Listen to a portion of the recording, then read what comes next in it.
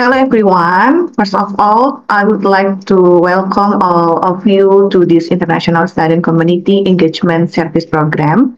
I am Dr. Widati Ganti Utama from the University of Lampung, and it is an honor for me to deliver the session on disaster mitigation as part of your International Student Community Engagement Service Program preparation.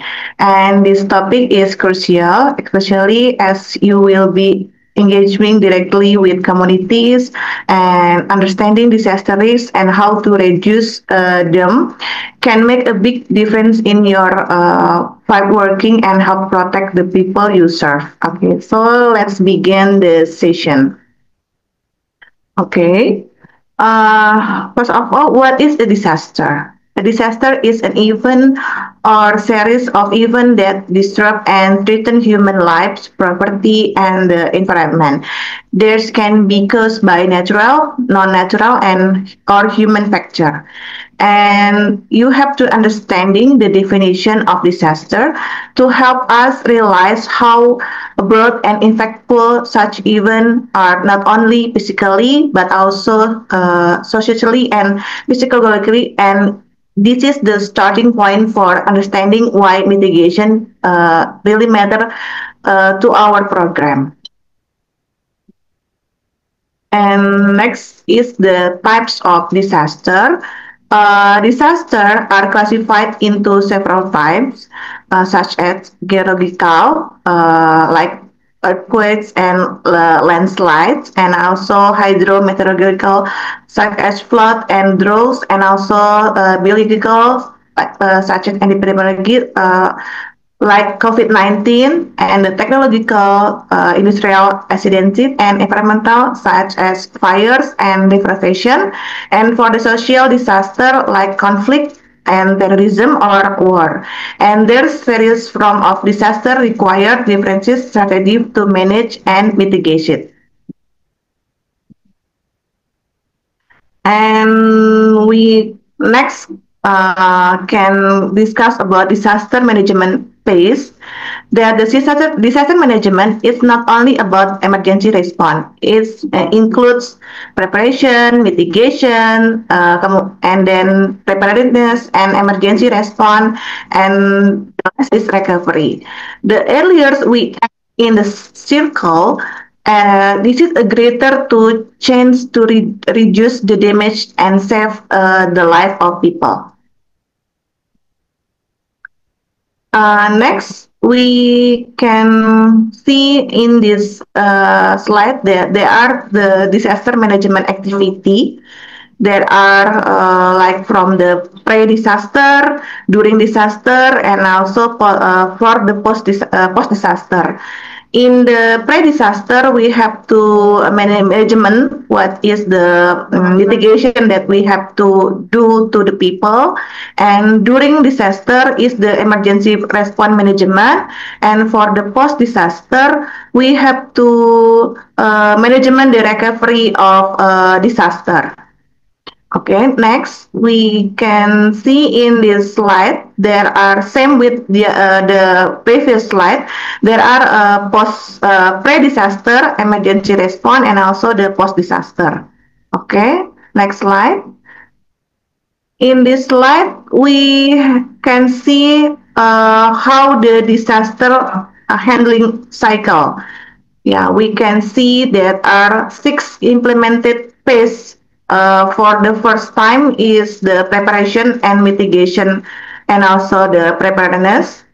Okay, we can see from this slide, yeah, there are preparation and also mitigation and the preparedness of the disaster, and we can see there are emergency response and also recovery, and the last is rehabilitation for the disaster.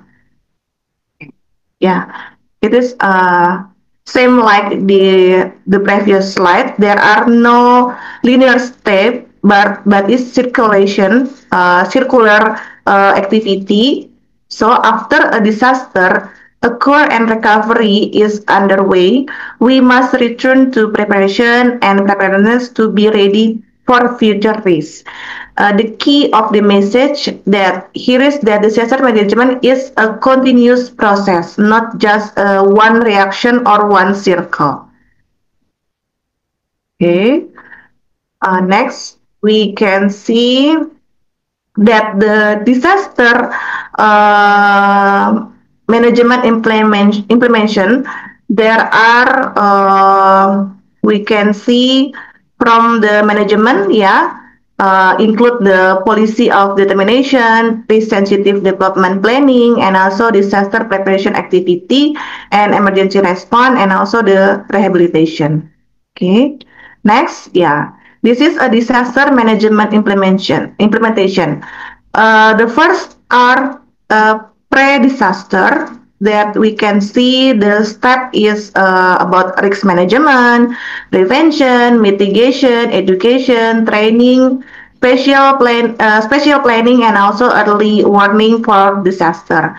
And the second is during emergency, that we can see there are management of rapid assessment, management of rescue, basic needs for the people that survive to alive, and also the protection from the another disaster. And for the post disaster, we have to do a recovery, rehabilitation, reconstruction in infrastructure, and also we have to build the good economy, good health, and also environmental to be just like the pre-disaster or before the disaster attack the people.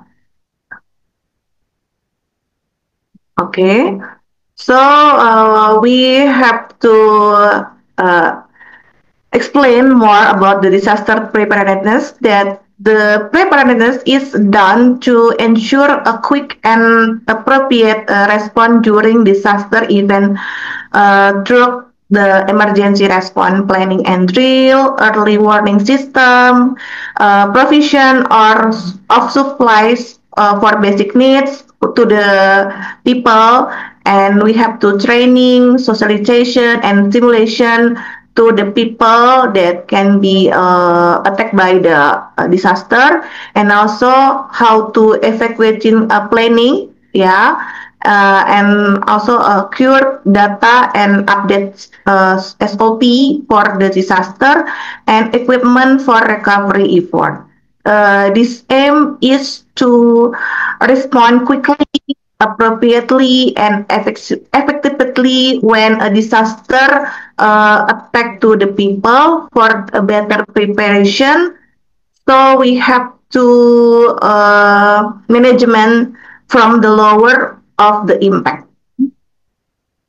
Okay, so the next slide is about what is matter for the preparedness. So the preparedness is ensure that we can respond effectively and quickly when a disaster strikes, to the people, and it include having a proper emergency plan, early warning system, and also readiness in terms to supplies, skill, and infrastructure.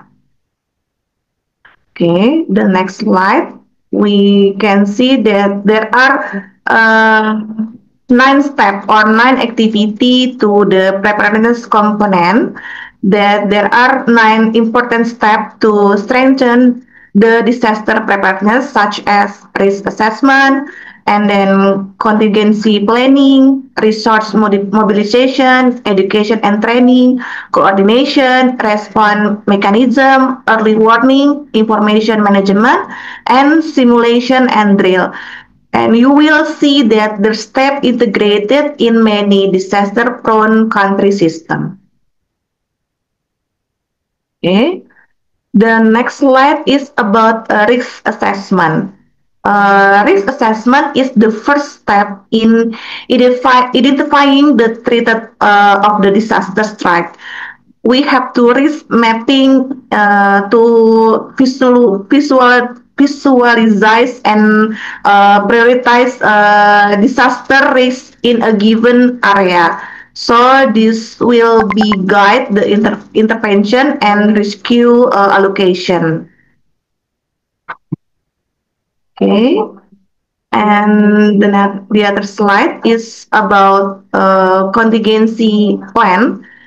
The contingency plan is about how to identify one hazard and create a scenario, develop handling policy, access need, inventory research, sectoral planning, test and update regularly.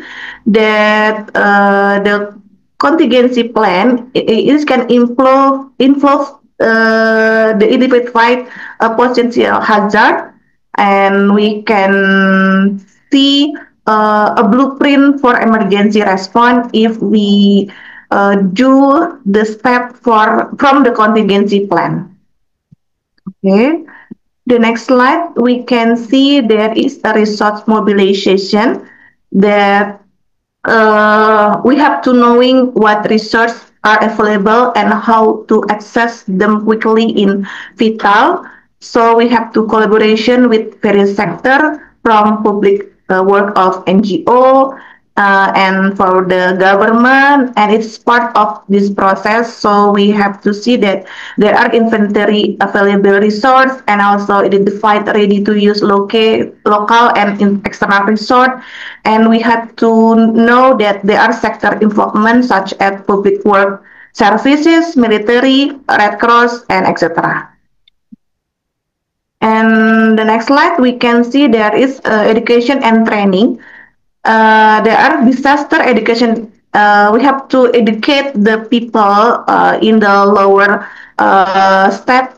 We can do this education and training in school, and also it just have to continue continuous training. Yeah, so it can be a sustainable program. We have to managerial and operational technique, and we have to know that disaster education should start early. So there's continuous training at all level, ensure people from the leader to the field worker is to prepare and capable during the crisis situation. Okay, the next slide is about the coordination. Yeah, we can see that we have to establish coordination forum and also conduct regular meeting, share information, and develop integrated planning. So the disaster response required a teamwork, coordination forum from the other government and also for the NGO and also from the other organization, and we have to regular meeting and integrate plan and ensure all stakeholders are working in the same direction without duplication or without uh, any interaction or any apa ya conflict. Okay. So the next slide we can see that there are early warning system. Yeah, we can see that the early warning system is about we have to timely and effectively information dissemination through clear institution, enabling individual at risk to take prevention action and prepare for effective response.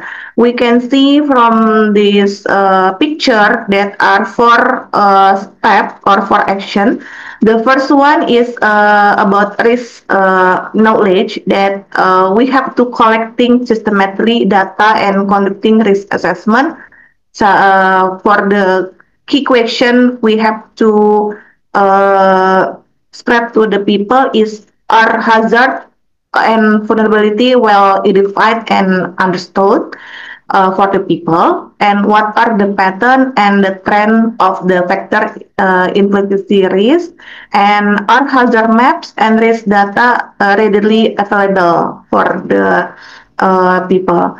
And the second step is about monitoring and warning services. So we have to developing hazard monitoring system and early warning service. Like there are parameter being monitored accurate and are there scientific foundation to support reliable forecasting, and it is the warning system equipped with accurate and timely data. And the third step is about dissemination and communication. So the communication is rich information and early warning very effectively for the people that suffer by the disaster strike. We can see it is a warning reset everyone who at a risk in time, and it is the risk and warning information clearly communicated and well understood by the people, and is the warning message actionable and understandable and beneficially by the people that can be have a disaster strike. And the last is about response capability. So we have to building the ability of nation and community respond. We have to see if it is there a response plan that reliable, tested and proved effectively. And we have to know that the information is available, being used effectively to the people. And we have to know that is the people prepared and ready to respond when a warning disaster is issued? Okay. The next slide is about the response mechanism. Yeah, we have to set up the command post and from rapid response team, and also we have to establish the SOP for the disaster and mitigation of disaster, and we have to assign incident of commander, and we have to have a non-routine effort to the mechanism of response. So the rapid response is required a clear procedure, yeah, and it is non-routine action, so may also be needed depending on a severity and uniqueness of the disaster. Okay, next slide. We uh, want to explain about the information of management. Yeah, uh, we can see in the slide that we have to build accessibility and understandable information system for the people that suffer with disaster strike, and we have to information must be accurate, timely, reliable, and communicatable. So, management information before, during, and after disaster is very crucial. The system must be reliable, timely, easy, and easy to understand by all parties that involved for the disaster strike. Okay, the next slide, we can see that there are we need to simulation and drills the disaster. Yeah, so practice make perfect. Communicate that frequently conduct drill response faster and more effectively when real disaster happen. Okay.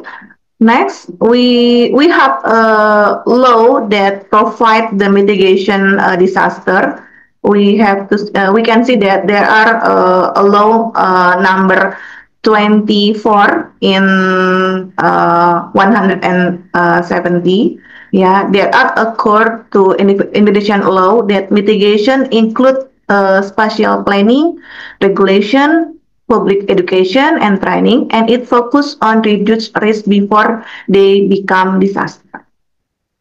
Okay. Next, we have to see there are structural and also non-structural mitigation. Okay.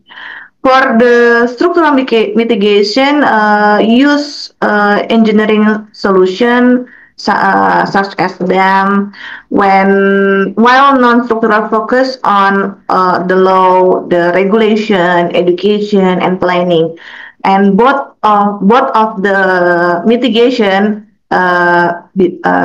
structural and non-structural mitigation, is approach and must complement each other. Okay. Next, we can explain about the mitigation elements. Yeah, the element of the mitigation is example include insurance or safety regulation, building codes, evacuation plan, and awareness campaign, and also emergency unit and trained personnel. So the each element is part of the strong mitigation system. Okay. The next slide is about mitigation principle. That from this slide we can see that the mitigation principle, the key of mitigation principle is the first is use disaster as a learning moment, yeah, and work collaborative with other stakeholder, be proactive and non-reactive, and protect the vulnerable, monitoring and evaluate constantly, and there's guide sustainable and inclusive mitigation effort. Okay. The next slide, we can explain about the mitigation strategy. So from this slide, we can see that the effective strategy from the mitigation strategy is concluded by integrated mitigation into development and also empower local communities and start small, show quick, and wins the strategy, and also ensure cost effectiveness. And all of this can help gain community support and sustainability when the disaster is struck to the people. Okay. So from the conclusion, we can see that the preparedness and mitigation are critically in managing disaster. There's effort should been long before disaster strike and must involve very level of society. So is your role in this program to contribute to this process, especially in increasing awareness and empowering the community when the disaster strike to the community. So I have a take-home message for you guys that as a future agent of change, you have to power to bring awareness, knowledge, and resiliences to the community you will serve. And the disaster mitigation is not only a technical process, it is a humanity responsibility. So we have to prepare, plan, and act because the disaster strike is a preparedness and save lives to the better people. Okay, so I think this is the end of my session. We have next session in the part 2, and for this session I have 10 questions that you have to answer from the LMS, from the International Community Engagement Service Program. So I think I have to say goodbye and thank you for your attention. Thank you.